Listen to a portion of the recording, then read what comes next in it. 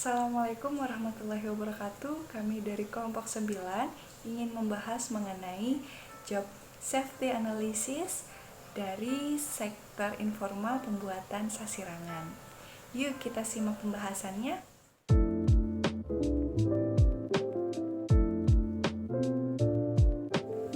Sistem Manajemen Kesehatan dan Keselamatan Kerja SMK 3 merupakan hal penting dan wajib diterapkan pada sebuah proyek ataupun perusahaan untuk mengurangi kecelakaan kerja dan meningkatkan perlindungan secara maksimal kepada pekerja. Sistem manajemen ketiga merupakan bagian dari sistem manajemen pada perusahaan secara menyeluruh sebagai upaya pengendalian risiko yang berhubungan dengan kegiatan kerja untuk menciptakan tempat kerja yang aman, produktif, serta efisien. Tujuan diterapkannya SMK 3 yaitu menciptakan sebuah sistem manajemen kesehatan dan keselamatan kerja pada tempat kerja dengan menyangkut pautkan unsur manajemen, kondisi, tenaga kerja, serta lingkungan kerja yang terintegrasi sebagai upaya mencegah dan meminimalisir kecelakaan dan penyakit akibat kerja. Manajemen risiko adalah bagian dari sistem manajemen kesehatan dan keselamatan kerja yang risiko terjadi kecelakaan akan selalu didapatkan pada sebuah pekerjaan yang disebabkan karena perencanaan pekerjaan yang tidak matang, pelaksanaan yang kurang cermat, ataupun kejadian yang tidak disengaja. Salah satu cara mengaplikasikan manajemen risiko di tempat kerja yaitu dengan diterapkannya metode analisa kecelakaan kerja atau biasa disebut dengan job safety analysis. Apa sih itu? Pengertian dari job safety analysis? Pengertian job safety analysis dan pentingnya job safety analysis dalam pembuatan kain sasirangan. Job safety analysis merupakan sebuah teknik yang memfokuskan pada tugas pekerjaan sebagai upaya untuk mengidentifikasi adanya bahaya sebelum terjadinya sebuah tragedi atau kecelakaan kerja. Job safety analysis juga merupakan sebuah studi sistematis suatu pekerjaan untuk mengidentifikasi terjadinya potensi bahaya, evaluasi berat risiko, serta metode kontrol dalam mengatur risiko yang dikenali. Hal ini berfokus terhadap hubungan antara pekerja, alat, tugas, serta lingkungan kerja. Langkah berikutnya setelah dilakukan identifikasi bahaya yang tidak terkendali, kemudian akan diambil tindakan yang dapat menghilangkan ataupun meminimalisir tingkat risiko yang diterima oleh sang pekerja. Alasan mengapa pentingnya penerapan JSA di sektor informal seperti pembuatan kain sasirangan, karena pada umumnya proses pembuatannya masih dilakukan secara tradisional, mulai dari tahap mendesain motif, merajut, menceluk, membuat rajutan, mencuci, dan menyetrika. Rumitnya pembuatan kain sasirangan menimbulkan beberapa faktor risiko yang dapat mempengaruhi kesehatan dan keselamatan kerja pekerja, antara lain tertusuk jarum, sakit pinggang, gangguan pernapasan, serta terbentur dan melepuh. Bahaya lainnya yang dapat menimbulkan penyakit adalah adanya bahaya dari aspek sanitasi, yakni terjadinya pencemaran lingkungan, serta pembuangan sampah benang kain. Itulah mengapa sangat diperlukan job safety analysis dalam proses pembuatan kain sasirangan. Selanjutnya yaitu langkah-langkah dalam melakukan job analysis safety atau JSA. JSA merupakan salah satu langkah utama untuk menganalisa bahaya maupun kecelakaan yang memiliki tujuan untuk menciptakan keselamatan kerja sehingga nantinya mampu diketahui bagaimana gambaran penyebab langsungnya dan akar dari permasalahan. Adapun langkah-langkah job safety analysis, yang pertama yaitu memilih pekerjaan untuk dilakukan analisis atau job selection. Terdapat faktor-faktor yang harus dipertimbangkan ketika memilih pekerjaan untuk dilakukan dan menetapkan analisis. Yang pertama yaitu injuries jobs atau yang telah dikenakan perawatan medis maupun kecelakaan. Yang kedua, frekuensi kecelakaan pekerjaan. Yang ketiga, potensi tingkat keparahan. Yang keempat, faktor kematian. Dan yang kelima yaitu pekerjaan-pekerjaan baru maupun perubahan yang terjadi pada pekerjaan. Yang kedua adalah menguraikan pekerjaan menjadi langkah-langkah dasar. Yang ketiga, mengidentifikasi bahaya atau hazard identification. Bahaya beserta masing-masing langkahnya diidentifikasi untuk memastikan suatu analisis dapat dijawab dengan seksama.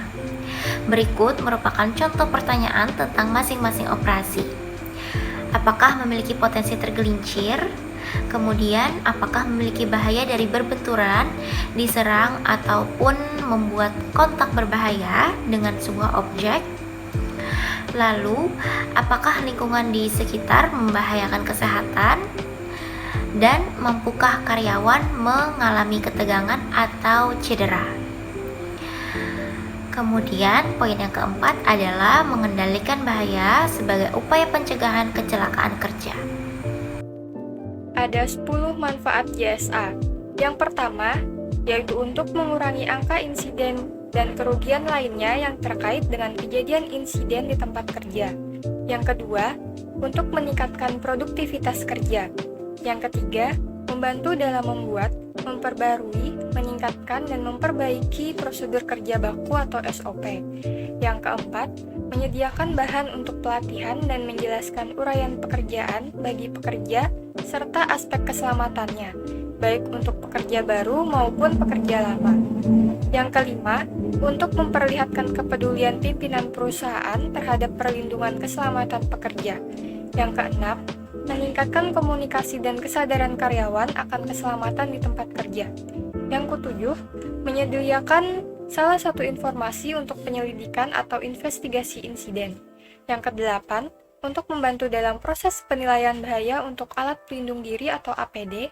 Yang kesembilan, membantu untuk penilaian aspek ergonomik di tempat kerja. Yang kesepuluh, penilaian terhadap karyawan dan audit keselamatan kerja yang dapat dilakukan bersamaan dengan pelaksanaan JSA. JSA atau Job Safety Analysis dari kain sasirangan, yaitu pada tahap pertama ada penggambaran pola. Potensi bahaya yang muncul adalah posisi tubuh lama duduk dan tidak ada meja. Faktor risikonya yaitu kaki penat atau varises, sakit leher, nyeri punggung, lelah badan, keseringan membungkuk. Termasuk dalam kategori severity minor, termasuk juga dalam kategori probability likely, tingkatan level risiko 2, sarannya yaitu perlu kursi yang ergonomis untuk peregangan otot.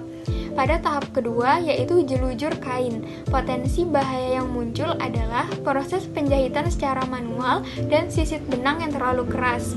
Yang kedua ada faktor risikonya yaitu tertusuk jarum dan juga luka, termasuk dalam kategori severity insignificant.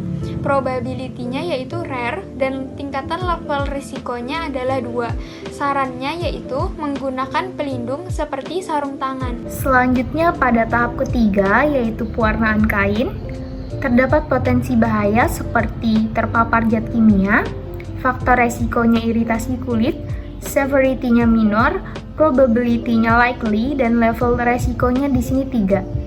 Sarannya pada tahap ini menggunakan alat pelindung diri seperti atau APD yang diperlukan untuk melindungi pekerja seperti masker, sarung tangan, dan sepatu boot. Selanjutnya pada tahap keempat yaitu pelepasan jahitan. Potensi bahayanya menggunakan cutter, banyak debu kain, pencahayaan yang kurang. Terdapat faktor resiko seperti teriris pisau cutter, tertusuk gunting, tersayat benang pada jari tangan, dan iritasi mata. Severity-nya insignificant, probability-nya rare, dan pada tahap ini sarannya menggunakan tutup kepala.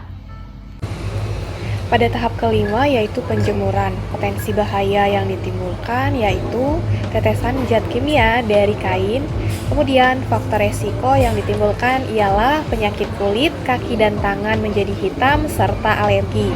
Severity-nya minor, probability-nya rare, dan level resiko adalah 1. Saran yang dapat digunakan, pakai sepatu dan sarung tangan, cuci tangan menggunakan sabun.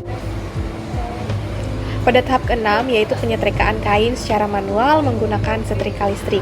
Potensi bahaya yang ditimbulkan adalah tersetrum. Faktor resiko yang ditimbulkan ialah luka bakar, severity minor, probability possible, level resikonya adalah 2. Saran yang dapat diberikan, melakukan pengawasan dan pengecekan secara berkala terhadap alat yang menggunakan listrik.